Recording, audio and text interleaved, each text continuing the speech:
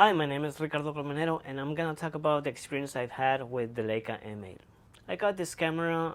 Actually, I traded this camera.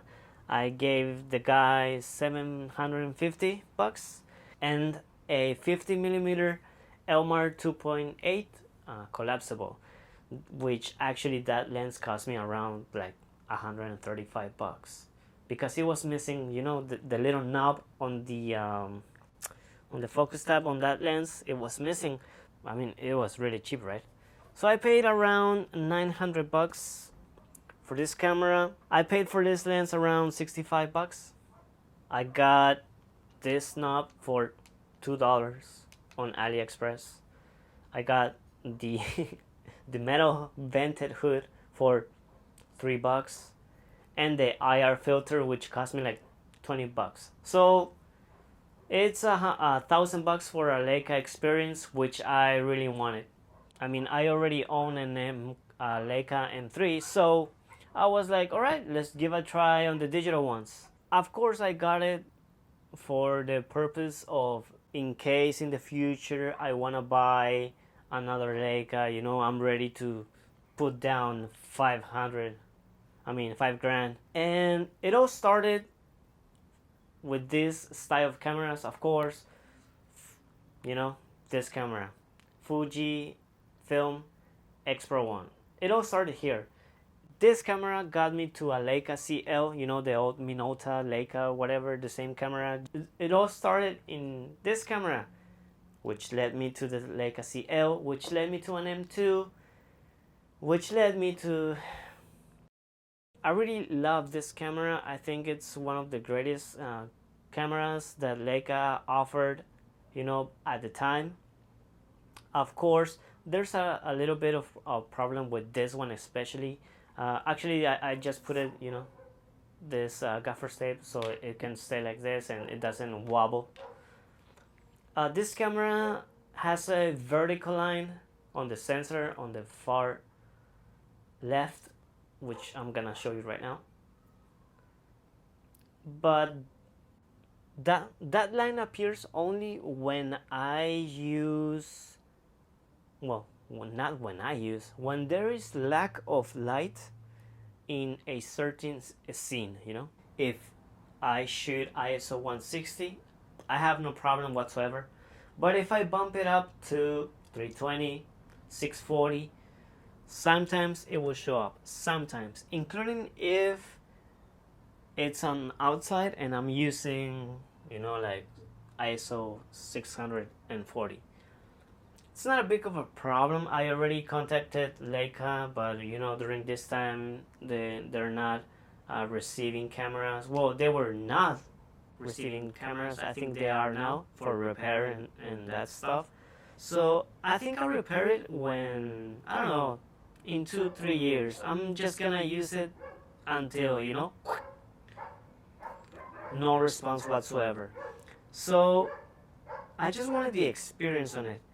And what I have done is not putting to a test, but documenting, life right now. We all know what's going on right now. I don't have to explain it to you. And of course, I was like, okay, I'll take it on a wedding. Of course, all of our weddings were canceled or moved to next year. So the biggest adrenaline rush that I had was, sadly, it was a house burning a few blocks from mine. No one lived there. Like, no one lived there. It was just an abandoned house. No one lived there. But I was like, okay, I have to do this right now. I was coming from the supermarket and I saw the smoke and I was like, oh boy, something bad has happened. I grabbed the camera, I ran, I took some pictures of the firemen, and oh man, that's the first time I felt adrenaline rush, and I managed to focus so quickly, and I was like, okay, this is how I'm gonna be working on a under pressure situation. And at that time I didn't have this focusing app, so I was like trying to do it from infinity to the closest, and I fixed a minor issue when you use the 50 Summicron DR. It went from 1 meter to 3 meters when you were focusing, right? So this thing, it was hitting the inside box of the M8 around here. It was hitting it, and it didn't go to, infinity. So I called my mentor, that which sold me this lens and the M3, and we discussed, because he has an M9. So we talked about it, and we said, okay, so I'm gonna file it down. I started to file down the curve. This is, I don't know what this is called, the cam or something like that, but this will not affect the focusing on any M. So you can use it on your M2, M6, whatever. It will focus right now. So I didn't file this, I didn't mess with the length or depth, whatever you want to call it. I just trimmed down the curve. You can even see it right now. It's so shiny. And if I go to the other one, like, it's really old. I mean, it looks old, but this is the one that I think touches the one. When you put on the goggles, this is the one that tells you that you are focusing from 0.9 meters to 0.5 meters. So, I mean, it doesn't mess with the camera per se, but it will help you focus.